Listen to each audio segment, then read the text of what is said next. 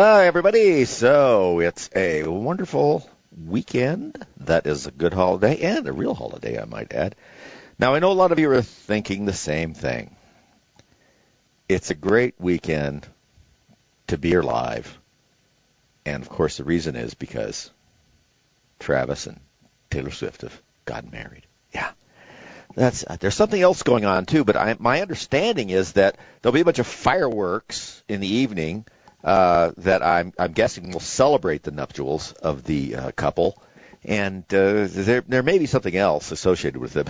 But really, what could be as important as those two getting together in Madison Square Garden, like it was some kind of I don't know, heavyweight championship of the world. But yeah, I'm sorry, folks. I could really care less about Taylor Swift and what's his name. And his brother, whatever his name might be, and the rest of his, whoever they are, family. It's just not that interesting. But what is interesting is the way that people are behaving around it. On Friday, I was looking at a couple of national newspapers. The Daily Mail, I know, and a couple of others. And, of course, that was pretty much the stories. Now, if there would have been some sort of earthquake or anything like that, I'm sure it would have been much further down on the page. But there's something else to think about when you think about the 4th of July and how something gets swallowed up in this bizarre celebrity fixation. Now, I don't think everybody is that fixated, but of course the people who are in the media are fixated because that's what they do, is look at other people in the media. And let's face it, Taylor Swift is pretty much a media creation, and that's fine. She's a very talented young lady. No kidding. She's smart, too. Made some good money. She's made some smart choices. This, I don't think, is a smart choice, but then, I hate to be gossipy, but her husband is an idiot, it looks like to me, as near as I can tell, and kind of a goofy, extremely attention-seeking person. I find that interesting because people like that, at some point, love the attention of being around somebody that makes them famous, right? Makes people pay attention to them. And then after a while, they don't like the fact that the only reason people are paying attention to them is because they're around someone else. And that can be a bit of a problem. So that's the only thing I'm really interested in. And also, I feel sorry for the people in New York. I mean, you elected Mamdani in New York. You got another couple of socialists, one of the city council members that is probably more of a socialist than anybody in the Soviet Union. Well, excuse me, Russia. Same diff. Well, not exactly. But I think you could search far and wide to find somebody that was more of a left wing on the communism side than a couple of these characters got elected this last week. And so they got that going against them. They got a mayor who is just absolutely clueless about how to run anything. It's interesting to watch. And I've been watching it a little bit. His understanding of money it doesn't exist. He doesn't seem to know where money comes from, how it's raised. I mean, in government. He certainly doesn't know how to make it. I mean, like in a business. I mean, he's never done anything like that. But he doesn't even understand how money is generated by the government. All he knows is how to spend it. And he's already put New York City so far in the hole that I'm not sure how they're going to climb out of it, really. It's hard to imagine cities going bottom up. They can just end up going down the drain. And for that, of course, we can look at the city of Detroit, which, like I like to mention, at one point not so long ago, it had the same population as it had at the turn of the century because everybody got the heck out of there who could, and the people who couldn't get out of there were just stuck, and that really was terrible because I'm sure there were some nice people in there that just flat couldn't get out. Well, New York's turning into that a little bit. So they have this thing, some of you may be familiar with the power.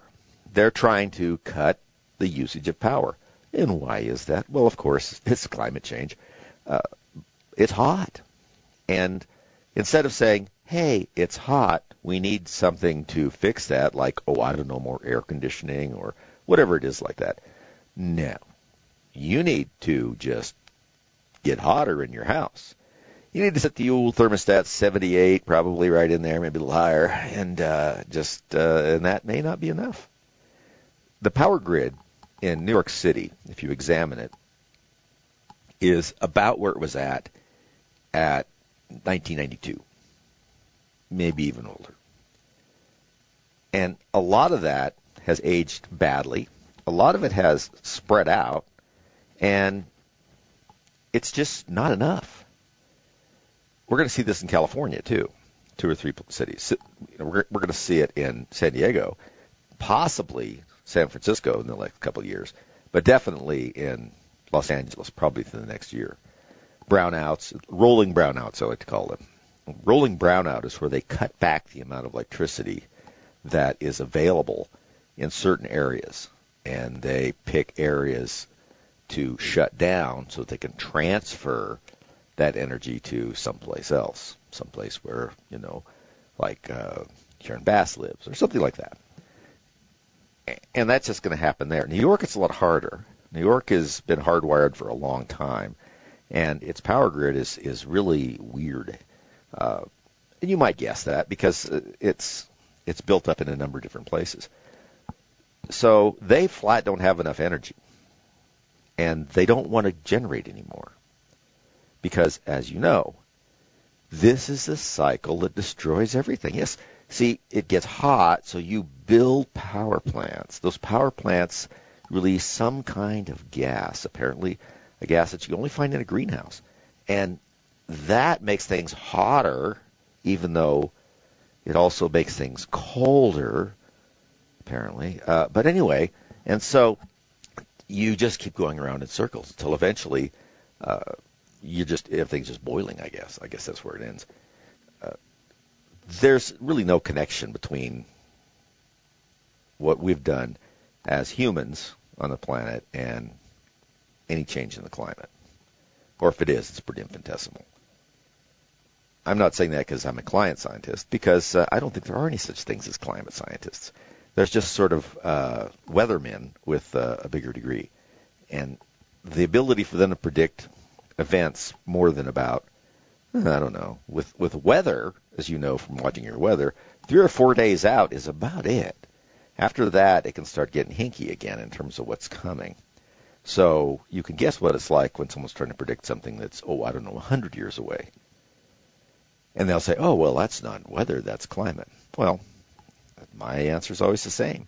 How many times do you have to be wrong about the weather before you're wrong about the climate? They act like they're completely different things. They're not. So anyway, New York is just getting a beating up there, and it would be something we ought to pay attention to because it's what they want, the far left would like, for the rest of the country. Sort of a beaten down, half alive population in the summer with people fleeing to somewhere else and living in little concrete boxes, and most of which are getting hotter or colder, depending on what time of the year it is, because they have some sort of witchcraft involved in their heads that think that they're somehow in control of the climate of the planet, and that by making you sweat and this and that will change that. And I think there's some of the people on the left that actually believe that, but I think there's a lot more of them that don't believe it at all. What they believe is that if you use that as a vehicle to control energy, you control everything. I mean, come on. If you can control how much energy is generated, how it's generated, when it's generated, who it's allocated to, what it's used for, what else do you need to have? Yeah, pretty simple, really. We'll be back. All right, folks. We can return to a little more traditional discussion of the 4th of July. This whole 4th of July thing with celebrities and all this nonsense, I don't know. Many people have commented that it is though the United States wants some sort of royalty, or that people in general want some sort of royalty. And if they don't have any, they create them. Film stars, certain families, the Kennedys, come on. If you want to find yourself a little despairing about genetics, you might look at Carolyn Kennedy's kid that ran for Congress in New York. Whew. Gene pool got really, really kind of thin there. Anyway, but I just kind of wish, I think, that some of these folks, like the Swifts and so forth of the world, would just let the country have their moment and not try and horn in on it. Lots of times women are talking about, and I'm sure it happens to men too, how they're trying to do something like at a baby shower, or they're going to have something about their wedding, and then one of their friends has to announce something about themselves, to sort of make the day about them. That's how it feels here. I mean, come on. Don't you guys have enough attention? Do you have to do it the same time around as our nation's 250th birthday, and do it in New York, in Madison Square Garden, so you can disrupt everything in the world? Anyway, that's enough of that. I have here what I came up with were I thought some things about the American Revolution that are not well known. You may know some of them, but they're interesting because we tend to hear the same things over and over again. They're interesting, but we do hear them a lot. One of the things was that, George Washington just wasn't a battlefield commander. He was also, like many commanders, had an interest and involvement in espionage. The Culper spy ring, it was called, operated around British-occupied New York, and its code book assigned numbers to names, places, and words. Washington was identified as Agent 711. That gives a nice, interesting thing to think about. Before there was a CIA, George Washington was already running agents, aliases, invisible ink, and coded messages. Let's see, Washington created this network in 1778, and Benjamin Talmadge ran it using the numerical codes. I thought that was interesting. Invisible ink is not just something you see in a cartoon. The Culper ring used white ink. It was developed by this guy named James Jay, who, for some reason, I think we have John Jay. But anyway, he is the brother of John Jay. The idea was simple but advanced for the time. A letter could look innocent unless it was treated with a proper chemical. And Washington personally got involved in this. Forget about this. Intelligence, scouting, all this stuff is important. And a battlefield commander like Washington, who was overseeing all of this stuff, had to be involved in these things. One of the interesting ones is this clothesline deal. It involves a woman named Anna Strong and signals on a clothesline. A petticoat or handkerchief arrangement could indicate where a message was hidden or when a meeting was safe. Some of the details are kind of legend, but the broader point is assault spycraft used ordinary domestic objects that people could see from a distance to signal things. And we're familiar with some of this stuff, you see in some of these movies where somebody pulls the blinds half down in one window and all the way up in the other and things like that. That's kind of what this was. And it alerted people who were coming to a meeting or something whether or not it was safe. And, the women weren't just waiting at home anyway, they were like nurses, messengers. There were several messengers that were women who did very good work. Some of the political writers during the time were women as well. Abigail Adams, who was really one of the smartest people during the Revolution herself, and Mercy Otis Warren are they're famous intellectual examples, sure, but they're like lesser-known women that moved through the camps and so forth. Let's see. There's a thing called the American Battlefield Trust that notes that women are regular presences around armies. Well, yeah, we know that, which made them useful intelligence gatherers because they often drew less suspicion. I would guess that's probably true. Now, the British had spies, too, of course, and some of them were kind of interesting.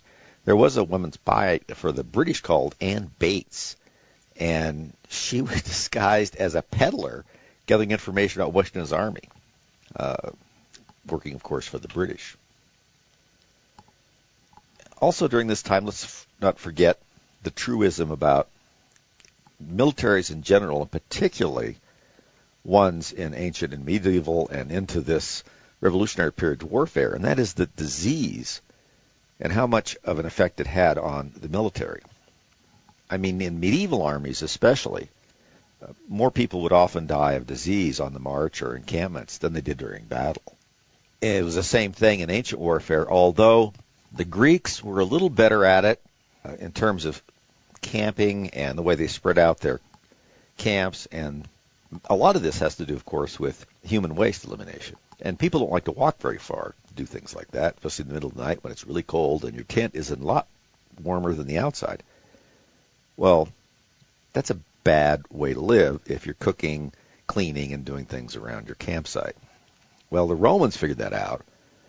They weren't exactly sure why it was, but they did note again and again that when you moved latrines and so forth away from encampments, you had a lot less disease. Dysentery, of course, and some cholera and so forth were terrible killers of not only just regular people in the service out there, but it also killed some fairly high-ranking people, too. It was not, just something that happened to people who lived in a little tent. It happened to ones in the big tent, too. One of the things that go along that way here is smallpox. During this time, you may know, was a strategic threat. And they were trying to inoculate soldiers. This was during the early days of this. And many people didn't want to inoculate the army because when you get inoculated then, essentially sort of a vaccine, kind of, the soldiers often would be sick for weeks after that happened. Now, this was better than being dead forever, but it was really quite a debating point about whether or not to inoculate all these soldiers because it took them out of action for a while. And by 1777, Washington moved to a system of inoculating new recruits so disease could destroy the army from within. He wasn't just fighting, Lord Howe or Cornwallis. He was fighting logistics, morale, enlistments, hunger, weather, and a disease. And don't forget, the Revolutionary War is also kind of a civil war. It's probably the most important, interesting, but not well-absorbed point. The war divided communities, families, churches, everything. Loyalists were not a tiny cartoon village class like we see sometimes. Some Americans sincerely believed rebellion was reckless, unlawful, or economically dangerous, and it was. Others were tied to Britain by trade, military service, family, or just afraid to break free and the violence that came with it. And Americans, won not because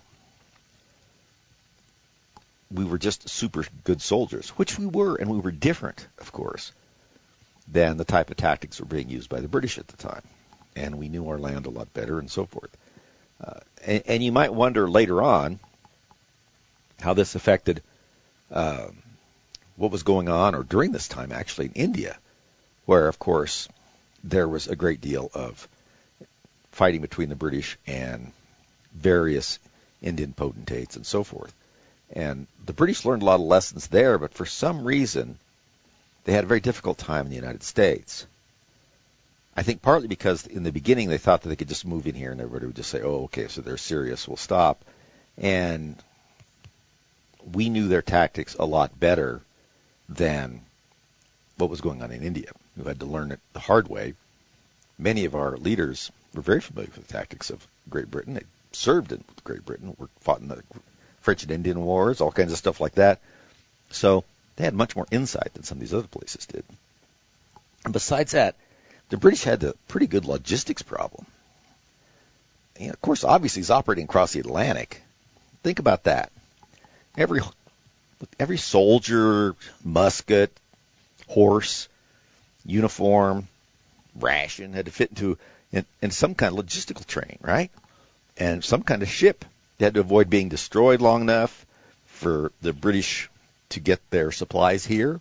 There were privateers in the way. Weren't exactly getting along with the French.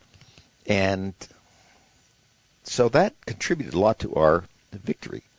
And speaking of which we had a great deal of privateers. Remember, privateers are sort of a fancy word for pirates that work for you. And they're privately owned ships, and they were authorized by what was the United States at the time, the colonies in rebellion, to attack British commerce, harass British shipping, and that forced the Brits to have some of their military tied up in just protecting the trade routes. And what would normally be top pirates were out there doing this, and they had sanctuary in the United States because they were, given letters of marque, as they were called, things like that, that allowed them to operate. And I'm not sure we called them letters of marque in the United States as I think about that, but that's essentially what they were. So they were able to operate as pirates, but called privateers, under sort of the protection of the United States because they, as long as they attacked only British shipping. We'll be back. Okay, folks, moving on for some of what happened in the American Revolution, and I don't want to hop around too much on this. I know I am. I don't have the benefit of having any, going back and editing everything, like these fancy pants people on TV and stuff. But anyway, so here we are in the American Revolution. But it has its own setting, right? It's not in isolation, and so often we learn about it in isolation, kind of. The American Revolution came right after what was known around the world as the 7 Years' War, but we know it more as the French and Indian War. But that war was global. Britain and France fought not just in North America, but in Europe, Africa, the Caribbean, Asia, and it ended in 1763. Now, Britain won, and they had quite a bit of ground of which they had won during this war, but they also had a huge debt. And, of course, now their forces are spread all over the place. And the 7 Years' War is sort of a conflict that spread across several continents, and it spread Britain a little thin, and it cost them a lot of money. Now, Britain thought they had a pretty good argument after that. After all, they were over here fighting, French and Indians, the French and their Indian allies. We had Indian allies as well, and ended up, having a successful campaign. Now, that successful campaign was aided a great deal by people that were in the colonies. But to them, and if you look at what was being said sometimes around Parliament, it says, hey, we just spent a fortune defending North America, right? We have to have troops stationed there. The colonies, well, they should help pay. I mean, that was their logic. American colonists had a little different idea. They thought, we already pay taxes through our own colonial assemblies, right? And Parliament, remember, doesn't represent them. The colonies have no direct representation in Britain. They have taxation, but not representation. That's where that comes from. Because Parliament can tax the colonies without their consent, but they don't have all the rights of an Englishman that does have participation in Parliament. Now, that distinction kind of matters. The colonists weren't just saying no taxes ever. They were saying no taxation by a legislature in which we have absolutely no representation and no say. And the Brits were pretty needing money, right, because they'd spent a whole lot of it. So they had what was called the Sugar Act of 1764. And it was aimed pretty much at the colonies, raising revenue. Then they had a Currency Act, restricting the colonial paper money and what might be circulated, because, of course, they wanted to keep money that was issued from Britain. And then, of course, we had the old Stamp Act, which taxed legal papers, newspapers, pamphlets, and anything that was a printed material. It had a tax on it. And these all just escalated from the Sugar Tax, Currency Act, Stamp Act, and then the colonists just said, this is kind of enough, isn't it? And the colonists just kept seeing this as some kind of trap, some way to just endlessly exploit them for money without being able to do anything about it. One of the interesting things is that Britain kept trying to draw technical distinctions that didn't really persuade the Americans. For instance, there was something called the Townsend Duties Act, right? And it taxed imported goods like paper, paint, glass, lead, tea. And the Brits thought these were external import duties. And so they might be more acceptable than the Stamp Act's internal tax, on everything that was printed. But the colonists didn't see it that way. At this point, they were seeing that everything that they needed was being taxed by Britain at rates of which they had no input into. Britain thought, hey, this is a clever way to raise revenue. I mean, this stuff comes from some other place. We can tax that. It's sort of like, sort of like a duty or a tariff in some sense. But by this point, the colonists said, no, this is just more of the same. And the trust had already been broken with them about taxation, right, by this point.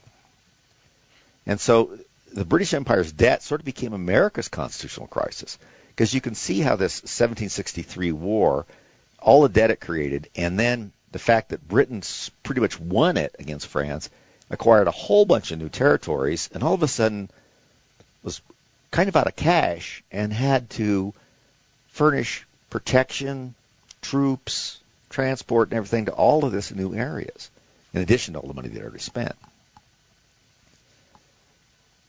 And of course, Parliament didn't have any members, as we mentioned, like from the colonies. We had our own assemblies here, but they thought that at the assemblies of the United States, a lot of discussions started saying, look, taxation ought to flow from people that have representation. And how come Americans, which have all this British oversight over them, don't have many of the liberties and representation of people who live in Britain? They were sort of second-class citizens, as it were. The argument wasn't really over tea. It was really kind of over sovereignty. And that how much do you need to pay in order to be considered to be someone that has the same rights as people that are receiving the benefit of that pay? Now, the whole world's watching Britain, right? France and Spain still don't like Britain. They're mad.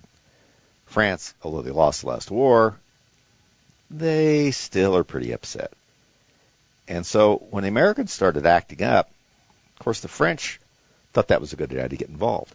Now, remember, the French have been getting involved in British politics for a very long time. And, well, kingship, sort of invasions from Scotland, for instance. France was very involved a few times in funding military action coming from Scotland for people who had some claim to the British throne, or said that they needed part of what was England back because it used to be Scotland, that sort of thing. And the French thought that was just fine, because it certainly opened up another front for Britain if they were contending with that as well as what was going on in France. But, France kind of lost badly. It lost Canada and pretty much lost most of its influence in North America. So France saw the rebellion of the colonists as kind of an opportunity to get a little strategic advantage over the Brits. And France wanted Britain hurt, but did not necessarily want the principle of rebellion everywhere, obviously. They found it happened, the revolution sometimes spread a little bit after this. It wasn't because they thought this was all great and that people should live, free and not have any taxation without representation and so forth. Well, if you looked at what was going on in France and the way the classes were separated there and the way taxation and money was divided there, it had little to do with that, right? They didn't believe that. They were in it because they didn't like Britain, and they thought anything that messed around with Britain's interests was only good for them. Spain, as you may recall, supported the American side because they were allied with France for kind of like strategic reasons involving the, Gibraltar, the Mississippi Valley, Louisiana region, all that kind of stuff, and that interacted with France. And, of course, they had interests over here in some of the Caribbean and South America. It was as much ideals in America as it was rivalry in Europe that helped us out. Now, we can turn to some specific battles and see somehow this worked. Yorktown, for instance. It was an American victory, no doubt about it, because Washington defeated Cornwallis at that. But that's not all there was to it, because to do that, we also had French troops, money, and some French naval power helped us out. The French fleet helped block Cornwallis from escaping or being rescued or reinforced by sea. I mean, the U.S. State Department, if you look at this, because I found this, History Office notes that between 1778 and 1782, France provided supplies, arms, ammunition, uniforms, troops, and naval support. And it was crucial, Yorktown. You know, what began as a colonial rebellion ended as a world war that Britain could not afford to manage. The Dutch were actually also involved with not liking the Brits at the time, in competition for trade routes and so forth. So Britain was not just trying to suppress the rebellion here in Massachusetts and Virginia. They had imperial problems all across the ocean. So what happened with Britain is that it didn't just have to be defeated. You know, it wasn't an all-out surrender. It just needed to be exhausted to where it just wasn't worth doing anymore, right? Some sort of negotiated settlement.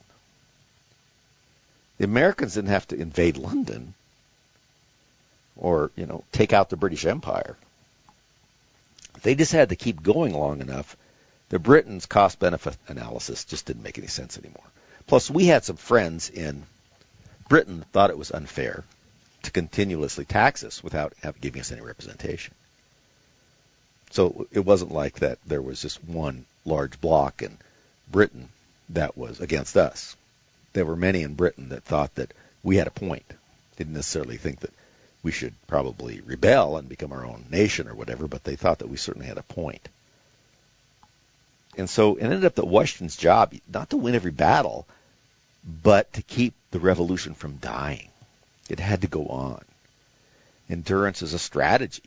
We're seeing this used against us in our Iran conflict. You see it. I mean, the idea is to just keep going and going and going until the other side it's just not worth it anymore. For whatever reason. Doesn't mean that it's really not worth it. It means they run out of the will to fight. And if the other side feels that it has the capability of getting really the larger, more powerful side to that point, they're just going to keep doing it. And the American Revolution is cited many times as probably one of the only conservative revolutions out there. And by that, the American Revolution was radical because it declared independence, but it was in the consent of the governed. It had an organizational piece to it. And it was conservative in another sense, right? The Americans, people in America often argue that they were defending English liberties. They were not trying to erase all social institutions and start all over again, like the French did in their revolution after this. They didn't want to abolish religion, remake human nature, or overthrow the hierarchy in society, which is what was going to happen in the French Revolution.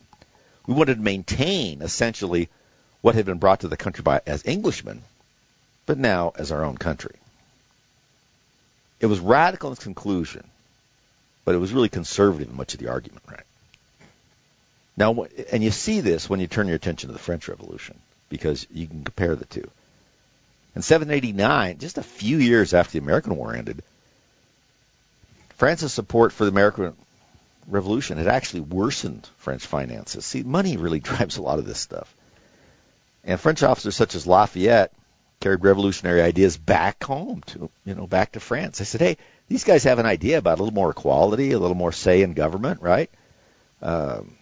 And that showed the monarchy could be challenged. But still, the French situation was very different. It had a deeply unequal social order, much more so even than Britain itself. They had a bad fiscal crisis. They'd lost a war. They'd spent some money helping us. They had a poor social order, a bad distribution of labor, and a very top class that just spent money like it didn't know what money was. And to some extent, it felt like it didn't. It just felt like that whatever it wanted, it could just take. And they had conflicts with the church at the time. There was also a lot of pressure about food. Now, we can take how food affects this kind of thing back to the Romans, right? The Romans learned early on that you needed to have bread. You needed to keep the people in Rome and at some of these other places fed, at least some level. And that was starting to become a problem in France. They lost legitimacy in the government because it couldn't provide for the citizens in any meaningful way. It just was taking from them in their eyes and giving nothing back. Some people were starving, people didn't have places to live. In the meantime, the aristocracy just did what it wanted. Now, it's doubtful that Marie Antoinette ever said, "Let them eat cake." That's part of an apocryphal quote. But what had happened was that the aristocracy in France was even more separated from the common people. I always hate that word, common people, but from everyday folks than they were in Britain, or really almost any place else, even Spain. They were in their estates. They lived in Paris, but usually many of them lived outside of Paris because Paris was a smelly, kind of squalid place. And so, why do you think that they had Versailles, right? So they just were not part of the picture. They just drew from it. They became viewed as parasitical. And the king was sort of the image of that. The French Revolution really lasted from, 1789 to 1799. Not in just one long spurt, but within several grinding sort of portions of upheaval. And because of that, things kept happening in France. Nothing was ever settled for a very long time. America, and we can talk about this a little bit in a minute, but I mean, we stumbled a bit after the Revolution trying to get ourselves straightened out. But we, in comparison, got ourselves together much faster. The French kept getting towards some sort of post-revolutionary thing and then falling back into disorder, riots, and the terror, as they called. Many people were killed. Many were killed for political reasons beyond just that they were bad actors, but because perhaps they were rich and someone else thought that would be a good idea to take their stuff. Others just because it became a fanatical movement, depending on what time you look at in that 10-year period. Americans they broke away from a king that was across the ocean. So that makes it easier, doesn't it, to understand? The French had the king right there. They were literally fighting against the king and his military right there. And the French aristocracy amongst them. So when this fanatical, and it pretty much was, revolutionary fervor was going on, and we can talk about this sometime. I mean, they attacked churches because they thought the church, to some extent, was on the side of the aristocrats. It certainly had some involvement there, but it wasn't necessarily a tool of them. But they wanted to get rid of churches. They wanted to get rid of religion. They put up a statue in Paris to pure reason. They didn't want to necessarily go to church, but they wanted to worship pure reason, which is really interesting if you stop and think about it. Like, aren't you just renaming God or a God? They were a little worked up. I think we can say that. And also, they had access to the king and the aristocrats right there, as we can tell because some of them's head came rolling off the guillotine. Because the fight was personal.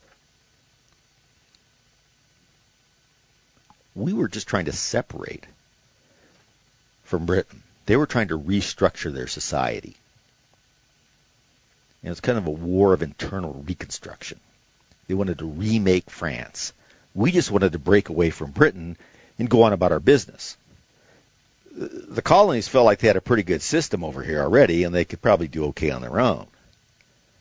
They just didn't want to have this taxation and this overbearing presence from what they saw from Britain without having representation or participation. They saw themselves as the most English of all the colonies, and yet really got, in their mind, very little respect for it. The French Revolution, they wanted to turn France upside down, and they did. They killed a lot of each other. We certainly had some of that between loyalists and revolutionaries, but nothing like the French Revolution.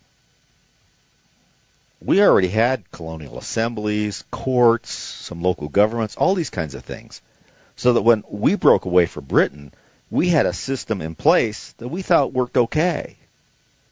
We had to mess with it a little bit, but it was in place. It worked okay. A lot of it was based on English law and English mannerisms, and we just kept them. France fought over everything. Who was going to rule? Not the king? The assembly that they put together after the revolution? Well, who are they? Who are they to represent us? Revolutionary committees popped up. The army got involved, obviously. And eventually they ended up with Napoleon. And in many ways they were pretty lucky to end up with Napoleon because not only was he a military genius, but he's kind of an organizational genius. And he straightened a lot of things out. Now, you start off with a king, you have 10 years of revolution, and you end up with an emperor. It kind of tells you what's going on. Now, the big difference between Napoleon and the former aristocracy is Napoleon was a great believer in advancement by merit. That's the reason that he was so, well, not the reason, but one of the reasons the military was so successful was Napoleon promoted people and put people in positions based on their ability. So you could be a pretty talented sergeant and end up as a general or a marshal in the army that Napoleon was running. He cared about results and your ability, nothing else. And we just took our system and tried to transfer it. Now, we had some problems, of course. We had the Articles of Confederation, and they just weren't figured out well enough. And we could go into all the problems with that, but we figured it out ourselves.